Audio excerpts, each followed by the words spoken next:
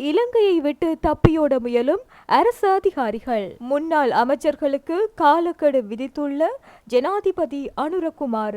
அரசியல்வாதிகளின் வாகனங்களை ஏலத்தில் விட தயாராகும் அரசாங்கம்.